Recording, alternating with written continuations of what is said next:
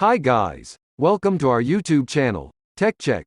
If you want to watch the world's best jet skis, cameras or biggest airplanes, the links are available in the description.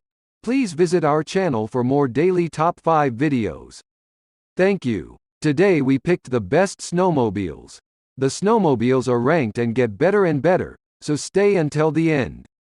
Every mobile has a link in the description for more details. Check them out. We start with number 5, the Polaris 600 Indy XC129. Ever since Polaris came out with the Beaver Tail 120 Rush in 2010 and then the longer Switchback 137 models, we have wondered if they would ever go back to a traditional tunnel for their high-performance trail sleds. Polaris had an ideal chance to do so with the introduction of their new Axis chassis back in 2015. But no, they stayed with the progressive rate hinged rear end once again. What really tipped the scales was the 2017 introduction of their Switchback Assault and 144 Switchback SP. These sleds, also on the Axis platform, showed us all just how good of a sled Polaris was building. Since then, we have been hoping Polaris would build a shorter track version of their crazy popular Switchback Assault, with the key element being they would be built on the Axis platform. It was in 2015 that we saw the introduction of the Axis Platform Rush, and Switchback sleds followed in 2016 with the Axis RMK, in 2017 with the Axis Switchback Assault, and in 2018 the utility crossover Titan models. They had covered all of the bases in just 4 years, so what was next? We just couldn't help ourselves in wishing for a short track version of these traditional tunnel sleds. Not a value model like the Indy had been, but a full-blown high-performance model. Like a 129 version of the Switchback Assault. Axis platform. Good shocks, straight tunnel. Enough of an introduction, as we now have what we have been asking for and waiting for: Axis platform, 129 track length, traditional tunnel, and still sporting what amounts to a rising rate geometry now housed inside the tunnel. And it works very well. This is a broad-range sled, giving us a more versatile machine across a wider set of conditions. It also gives us a wider range of load-carrying capability, with the switchback to torsion springs on the rear arm instead of a single coil spring on the rear shock.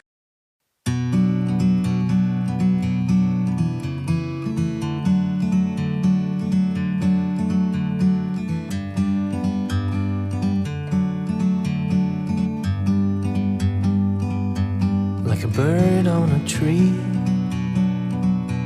Next comes the number 4. It is the Yamaha Sidewinder SRX LA. During the last days of January 2019, I picked up a brand new Sidewinder SRX LA with 0 kilometers to embark on a saddlebag trip through central and northern Ontario.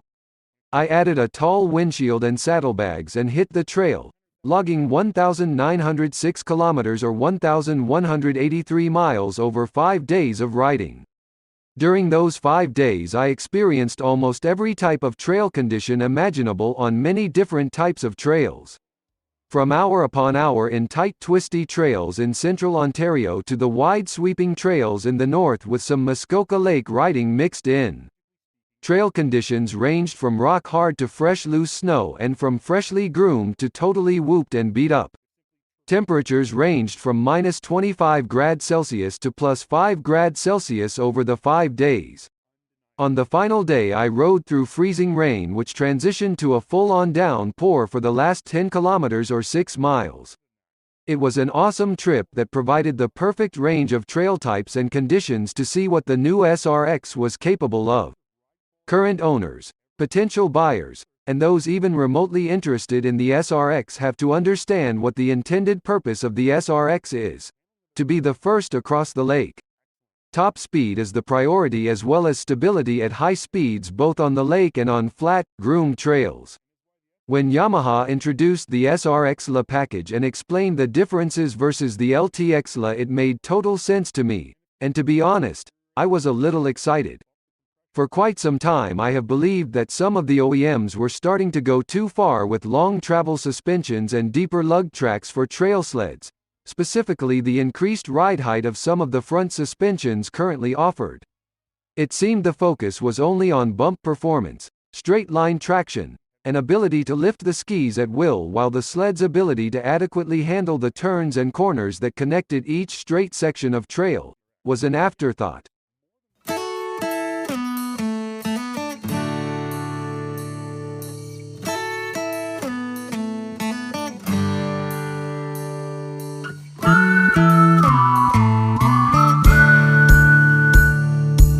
Place number 3 is for the Ski-Doo Renegade X 850 rupees E-TEC.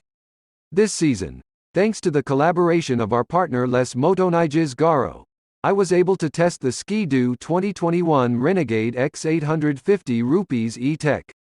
This test was very significant for me, because this model has the most important new features of 2021 for the trail, such as the new Ross X and R Motion X suspensions, in addition to the new Pilot X skis. In fact, it was a much-anticipated return to two strokes with the 850 E-TEC engine. In my preseason conversations with industry colleagues, we were unanimous that this model is one of the most technologically advanced. So everything was in place for a memorable test ride with high expectations. The Rotax 850 E-TEC engine is simply a marvel of technology. Introduced to the Ski-Doo lineup for the 2017 season, it is still the benchmark at BRP for two-stroke engine power to this day. It's a smooth, extremely powerful engine with incredible acceleration. During my long-term test ride, I really appreciated the overall performance characteristics, but I was also impressed by the low oil and gas consumption. On a normal ride with friends, the 850 E-TEC does not consume significantly more than a snowmobile with a four-stroke engine of comparable power. Oil consumption is also very reasonable, which is impressive considering all the power produced. In fact, one of the things I like about the E-TEC technology is the very low smoke production, which is quite a contrast to older two-stroke engine technologies. The 850 E-TEC also starts up very easily at a quick turn. In addition to all these advantages, what makes a big difference in the riding experience is its lightweight. Compared to the same model with a four-stroke engine, the 850 E-TEC weighs 36 pounds less, which is significant when it comes to riding, especially over bumps. Before going on, please like and subscribe for more daily new top 5 tech checks.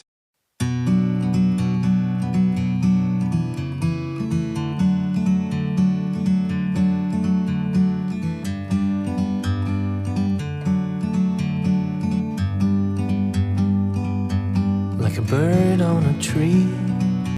For the number 2 we picked Polaris 850 Switchback Assault. It is time for me to present to you my review of the 2019 Polaris 850 Switchback Assault 144. The Switchback Assault has experienced two significant changes over the past 3 years. First, there was a migration to the Axis platform in 2017, which totally changed the behavior of this model for the better. The second change is the addition of the 850 Patriot engine in 2019.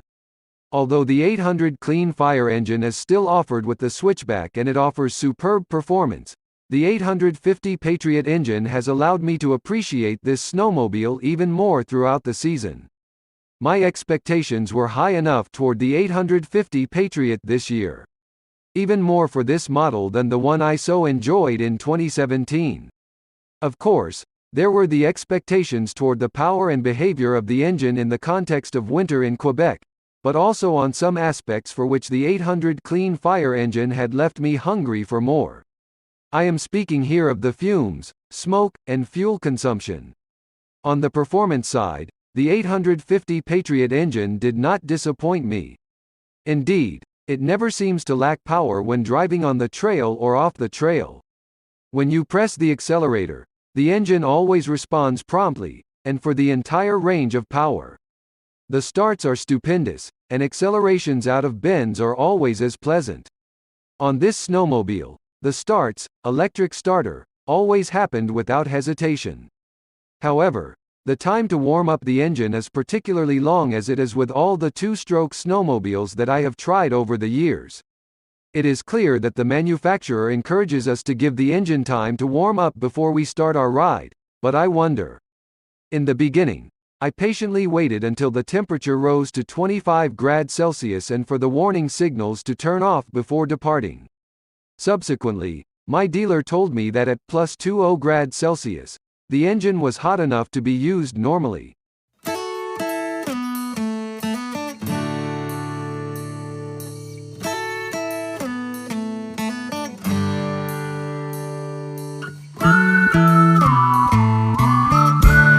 And the best one in this top 5 is the Ski-Doo Expedition Xtreme 850 E-TEC. With several thousand kilometers now displayed on the 2020 Ski-Doo Expedition Xtreme's odometer, it's time for me to give you my end-of-season review. Unfortunately, I also have to soon return this snowmobile that I would describe as perfect for me, or at least almost perfect. Versatile, powerful, comfortable, agile and good-looking. You will soon understand why it is hard to find any flaws. The 2020 Ski-Doo Expedition Xtreme provides a great trail feel thanks to the powerful Rotax 850 E-TEC 2-stroke engine with direct injection. With a 165 horsepower cavalry at the throttle, there is plenty of power to propel this fairly large snowmobile. Despite its imposing size and an oversized track, its trail agility is surprising and allows you to adopt a sporty driving style without too much effort. Of course, the 20-inch track is not as permissible as a 15-inch wide one, but the difference is sometimes flawless. Bravo to the engineering team at Ski-Doo. Compared to 20-inch snowmobiles in the past, it is no longer as limiting to have such a large track, and it is now interesting to consider such a machine even if you expect to do a large part of your mileage on trails. Let's get back to the 850 E-TEC's engine power, which allows for strong accelerations, confident recoveries, and speeds well beyond what can be allowed on the trail. In short, you have got everything you need to have a massive smile under your helmet. The mechanics combined with the huge track's excellent traction provides front lifts every time the throttle is pressed.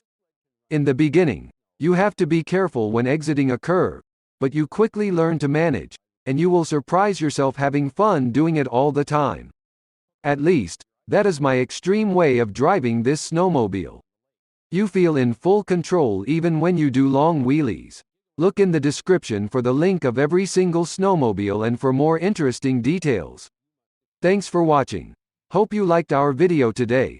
Please like and subscribe for more daily top 5 videos. Tell us in the comments which topic you want to see next. Maybe we have it already in our gallery, like top 5 jet skis or another top 5 video you are interested in. See you tomorrow. Ryan from TechCheck.